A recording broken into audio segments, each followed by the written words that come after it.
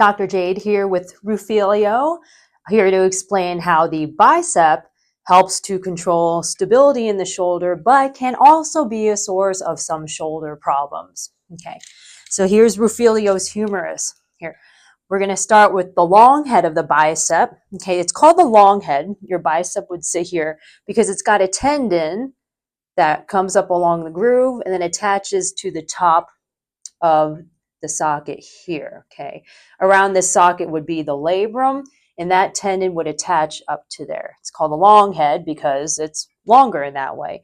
And then you have the other part of the bicep, the short head, which actually has its tendon that attaches here to the coracoid.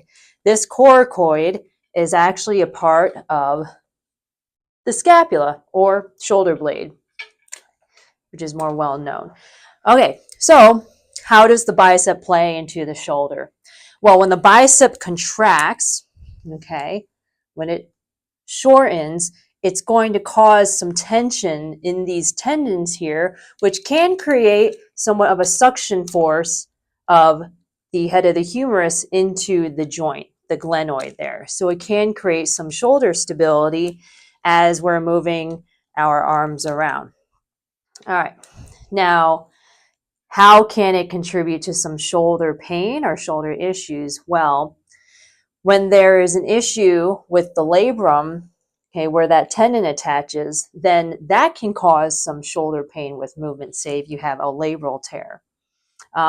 Another thing is that we can get bicep tendonitis. So that tendon that runs up along there, okay, from overuse, or if the shoulder is sitting too far forward in the shoulder joint, that tendon can get inflamed, and that can be a source of pain. Another reason is the short head. Remember, it attaches here to the coracoid. When that muscle is really tight, what it can actually do is tip the shoulder blade forward. So this whole complex here would actually tip forward.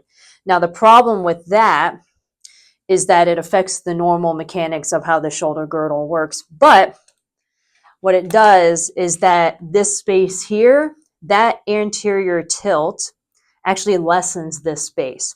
So when you go to do things like lift your arm up overhead, because now you have less space in there, there's an increased risk of the rotator cuff that runs under that arch where my finger is. There's an increased risk of that cuff and the bursa under there to get pinched up underneath that, what they call the acromioclavicular joint. This space here is called the subacromial space, right? So we want that space, but when you have that tilting of the shoulder blade, one of the reasons being is that the short head of the bicep may be too short, okay? It causes a decrease in that space, which therefore leaves less room for your arm to raise without smushing the contents underneath that, okay?